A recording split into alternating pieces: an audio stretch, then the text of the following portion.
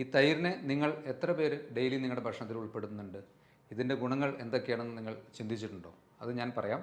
നമ്മുടെ ആരോഗ്യത്തിന് വേണ്ടിയും നമ്മുടെ സൗന്ദര്യ സംരക്ഷണത്തിന് വേണ്ടിയൊക്കെ നമ്മൾ ഒരുപാട് പൈസ ചിലവാക്കാറുണ്ട്. പ്രത്യേകിച്ച് ഈ കോവിഡ് സമയത്തൊക്കെ ഒരുപാട് immune boosters like vitamin C, vitamin D ഒക്കെ കഴിക്കുന്നുണ്ട്.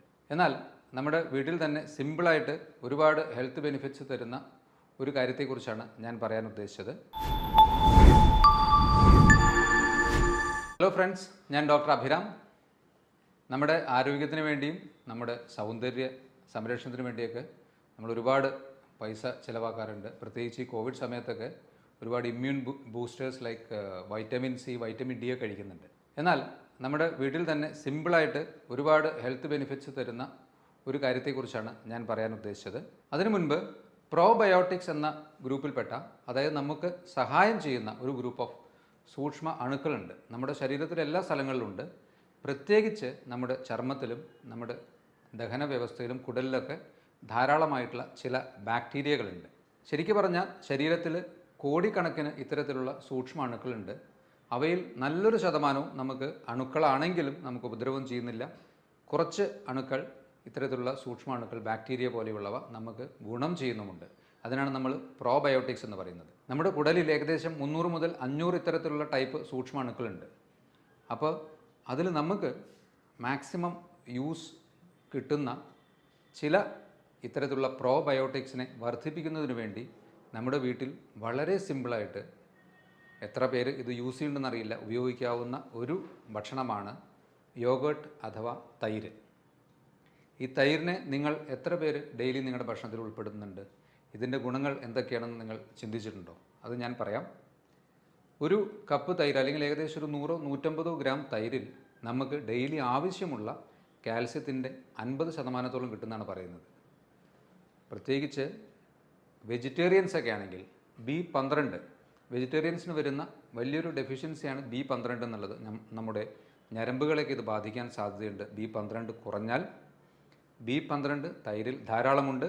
ഇതുകൂടാതെ മഗ്നീഷ്യം, ഫോസ്ഫറസ്, സെലീനിയം, ഇത്തരത്തിലുള്ള എലമെൻസും ഇതിൽ ധാരാളമുണ്ട്. ഈ ഫോസ്ഫറസൊക്കെ നമുക്ക് എല്ലിലേക്ക് കാൽസ്യത്തെ വലിച്ചെടുക്കാൻ സഹായിക്കുന്നതിൽ വൈറ്റമിൻ ഡി പോലെ തന്നെ ഒരു പ്രധാന റോളുള്ള ഒരു എലമെൻ്റാണ്. അപ്പോൾ ഈ കാര്യങ്ങളൊക്കെ മാക്സിമം ഉള്ള ഒരു ഭക്ഷണമാണ് തൈര്. ഇതുകൂടാതെ വീണ്ടും ഏകദേശം ഒരു 100 ഗ്രാം തൈര് എടുക്കുകയാണെങ്കിൽ അതിൽ 12% പ്രോട്ടീനുമുണ്ട്. പലരും തൈര് ഫാറ്റാണ് എന്ന് വിചാരിച്ച് കഴിക്കാതിരിക്കലുണ്ട്. അത് വളരെ ചുരുക്കം പേർക്ക് അത് ഒഴിവാക്കേണ്ടത് ആവശ്യമുള്ളൂ. ബാക്കി എല്ലാവർക്കും പല രൂപത്തിൽ ഈ തൈരിനെ 2-3 തവണയൊക്കെ ആയിട്ട് ശരീരത്തിൽ എത്തിക്കുന്നത് വളരെ നല്ലതാണ്. തൈരിൽ ലാക്ടോബാസില്ലസ് എന്ന ഒരു ബാക്ടീരിയ, ഇത് വളരെ നല്ല ഒരു ബാക്ടീരിയയാണ്. ഈ പ്രോബയോട്ടിക്സ് പെട്ട ഒരു ബാക്ടീരിയയാണിത്.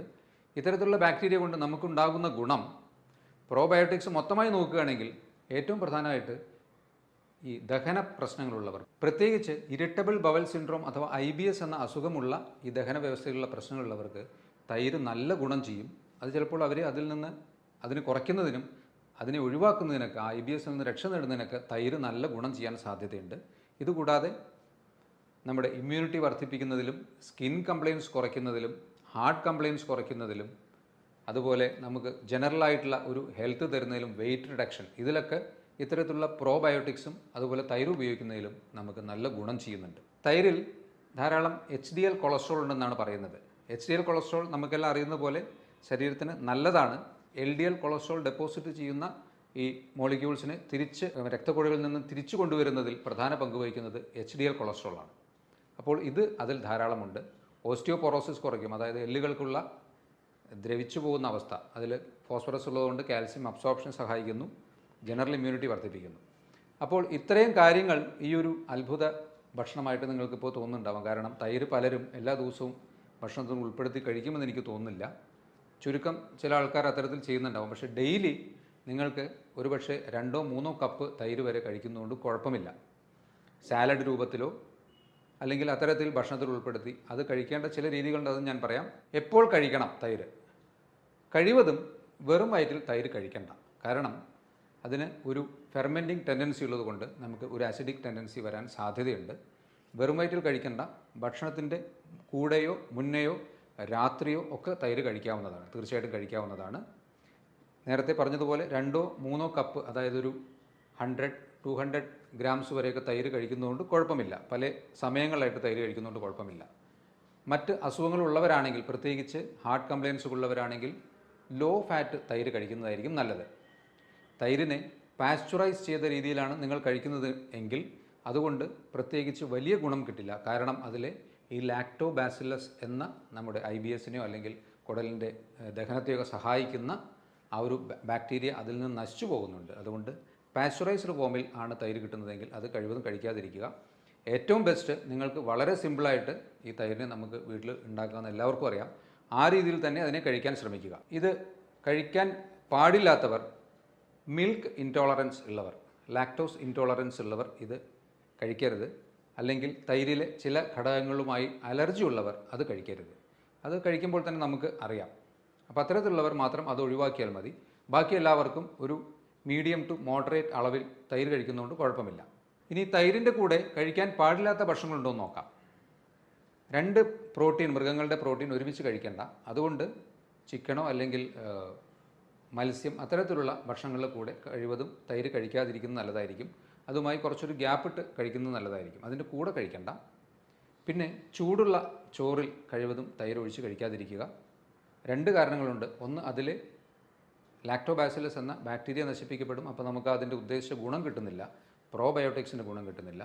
പിന്നെ ഒരു കെമിക്കൽ റിയാക്ഷനിൽ ഓക്സൈഡ്സ്, പെറോക്സൈഡ്സ് എന്നീ ഫോംസ് ഉണ്ടാകുന്നതുകൊണ്ട് അത് നമ്മുടെ ആരോഗ്യത്തിന് ഹാനികരമാവാൻ സാധ്യതയുണ്ട്. ഈ 2 കാരണങ്ങൾ കൊണ്ട് ചൂടുള്ള ഭക്ഷണങ്ങളുടെ കൂടെ തൈര് കഴിക്കണ്ട. പിന്നെ അധികമായി എണ്ണമയമുള്ള ഭക്ഷണങ്ങളുടെ കൂടെയും തൈര് കഴിവതും കഴിക്കാതിരിക്കുക. അപ്പോൾ ശരിക്കും പറഞ്ഞാൽ തൈര് നിങ്ങൾ അതിൻ്റെ യഥാർത്ഥ ഫോമിൽ പാസ്ചറൈസ് ചെയ്യാതെ മറ്റ് ആഡഡ് ആയിട്ടുള്ള ഒരു ഫാക്ടേഴ്സും ഇല്ലാതെ, പ്രത്യേകിച്ച് പലരും ലസ്സി, തൈര് നല്ലതാണെന്ന് പറഞ്ഞ് ലസ്സി കുടിക്കുന്ന ഒരു ശീലമുണ്ട്.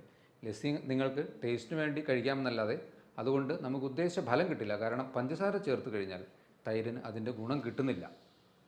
എന്തൊരു വസ്തുവിൻ്റെ കൂടെയും റിഫൈൻഡ് ഷുഗർ ആഡ് ചെയ്താൽ അതിന് ഉദ്ദേശിച്ച ഫലം കിട്ടില്ല. അപ്പോൾ ലസ്സി പോലെയുള്ളവ ഒരു ആഗ്രഹത്തിന് കുടിക്കാം, തൈരിൻ്റെ ഗുണത്തിന് വേണ്ടി കുടിക്കേണ്ട. തൈര് അതിൻ്റെ അതേ രൂപത്തിൽ തന്നെയോ സാലഡ് പോലെയോ തൈര് കഴിക്കുന്നതുകൊണ്ട് കുഴപ്പമില്ല. മറ്റ് ഒനിയൻ, തക്കാളി അത്തരത്തിലുള്ള സാധനങ്ങളുടെ കൂടെ തൈര് കഴിക്കുന്നതുകൊണ്ട് കുഴപ്പമില്ല. അപ്പോൾ ഇത്തരത്തിൽ ഒരുപാട് ഹെൽത്ത് ബെനിഫിറ്റ്സ് ഉള്ള ഈ യോഗർട്ട് എന്ന തൈര് നിങ്ങൾ നിങ്ങളുടെ ഭക്ഷണത്തിൽ നല്ലതുപോലെ ഉൾപ്പെടുത്തുക. നിങ്ങൾക്ക് പ്രത്യേകിച്ച് ദഹന വ്യവസ്ഥയുമായി ബന്ധപ്പെട്ട അസുഖങ്ങളെയും ചർമ്മരോഗങ്ങളെയൊക്കെ നല്ലതുപോലെ കുറയ്ക്കാൻ കഴിയും. അതുപോലെ നമ്മളുടെ എല്ലുകൾക്ക് കൂടുതൽ ബലം കിട്ടാൻ വേണ്ടി അത് കഴിയും. പ്രത്യേകിച്ച് വെജിറ്റേറിയൻസിന് B12 ഇതിൽ നല്ലതുപോലെ ഉള്ളതുകൊണ്ട് ആ ഒരു ഡെഫിഷ്യൻസിയും വരാതെ നമുക്ക് തടയാൻ കഴിയും. അപ്പോൾ ഇത്തരത്തിൽ മറ്റൊരു ടോപ്പിക്കുമായി വീണ്ടും കാണുന്നത് വരെ ബൈ.